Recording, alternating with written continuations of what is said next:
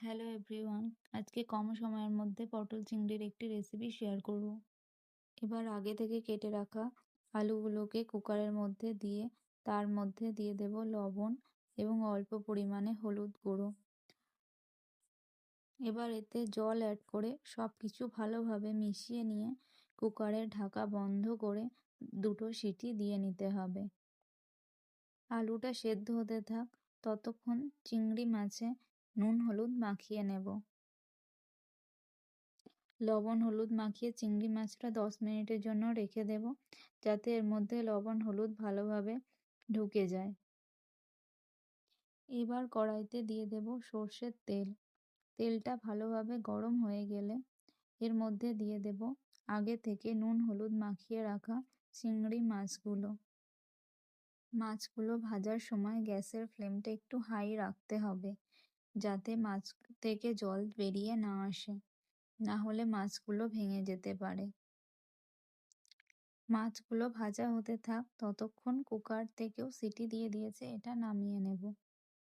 মাছের colour change হয়ে সুন্দরভাবে ভাজা হয়ে গেলে এটাকে নামিয়ে রাখবো। এবার কড়াইয়ে আরও কিছুটা তেল গরম করে তার মধ্যে দিয়ে দিতে হবে আগে থেকে কেটে রাখা পটল, আর এর সাথে অ্যাড করতে হবে কিছুটা পরিমাণে হলুদ। এবার হলুদ পটল ভালোভাবে মিশিয়ে নিয়ে ভালো করে ভেজে নিতে হবে। পটলটা ভালোভাবে ভাজা হয়ে গেলে এর মধ্যে নুন ছড়িয়ে নামিয়ে রাখবো। আপনারা চাইলে নুনটা প্রথমেই দিতে পারেন, আমি এটা লাস্টে অ্যাড করেছি।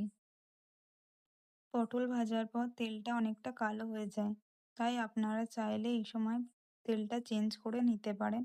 আমি চেঞ্জ করিনি, আমি এর মধ্যেই আরও কিছুটা তেল অ্যাড করে দিয়েছি। এবার এর মধ্যে গোটা শুকনো লঙ্কা, জিরে এবং গোটা গরম মশলা ফোড়নে দিয়ে দেব, আর একটা তেজপাতাও দিয়ে দিতে হবে। এগুলো সুন্দর মতো ভাজা হয়ে গেলে এর মধ্যে দিয়ে দেব আগে থেকে কেটে রাখা পেঁয়াজ এবং অল্প পরিমাণে লবণ। লবণটা দিলে পেঁয়াজটা নরম হয়ে আসবে এবং তাড়াতাড়ি ভাজা হয়ে যাবে। পেঁয়াজটা ভাজা হতে হতে অন্য একটা বাটিতে একটা মশলার পেস্ট বানিয়ে নেব। এর জন্য দিয়ে দিতে হবে 2 চামচ হলুদ গুঁড়ো, 1 চামচ ঝাল লঙ্কার গুঁড়ো, কালারের জন্য কিছুটা কাশ্মীরি রেড চিলি পাউডার এবং 1 চামচ মতো জিরের গুঁড়ো। এবার এগুলো সব কিছু ভালোভাবে মিশিয়ে একটা স্মুথ পেস্ট বানিয়ে নিতে হবে। পেঁয়াজটা ভাজা হয়ে গেলে এর মধ্যে দিয়ে দিতে হবে 1.5 চামচ মতো আদা ও রসুন বাটা। এটা দিয়ে ভালো করে কষিয়ে নিতে হবে, যাতে মশলার কাঁচা গন্ধটা দূর হয়ে যায়। মশলার কাঁচা গন্ধ চলে গেলে এবং এর মধ্যে থেকে তেল ছাড়তে শুরু করলে এর মধ্যে দিয়ে দিতে হবে আগে থেকে বানিয়ে রাখা মশলার পেস্টটা। মশলাটা দিয়ে আরও কিছুক্ষণ কষিয়ে নিতে হবে, যতক্ষণ না এটার থেকে তেল ছেড়ে আসে। মশলার থেকে তেল ছাড়তে শুরু করলে এর মধ্যে দিয়ে দেব একটা কেটে রাখা টমেটো এবং অল্প পরিমাণে লবণ। লবণটা দিলে টমেটোটা তাড়াতাড়ি নরম হয়ে আসবে এবং মশলাটা তাড়াতাড়ি ভাজা হয়ে যাবে।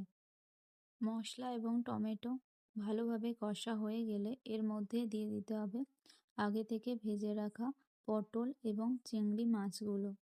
এবার সব কিছুকে ভালোভাবে একসাথে মিশিয়ে নিয়ে আরও কিছুক্ষণ কষিয়ে নিতে হবে। কষানোর উপরেই রান্নার টেস্ট ডিপেন্ড করে, তাই খুব ভালোভাবে কষিয়ে নিতে হবে, যাতে মশলার কোনো কাঁচা গন্ধ থেকে না যায়। সব কিছু ভালোভাবে কষানো হয়ে গেলে এর মধ্যে দিয়ে দিতে হবে আগে থেকে সেদ্ধ করে রাখা আলু। সব কিছু যেহেতু সেদ্ধ হয়েই আছে, তাই খুব বেশি পরিমাণে জল লাগবে না, তাই পরিমাণ বুঝে এর মধ্যে গরম জল কিছুটা অ্যাড করে দিতে হবে, আর লবণটাও এই সময় চেক করে নিতে হবে।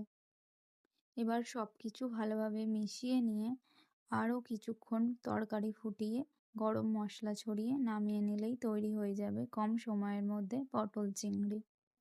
হাতে সময় কম থাকলে আপনারাও একবার এই রেসিপিটা ট্রাই করতে পারেন। আজকের মতো টাটা।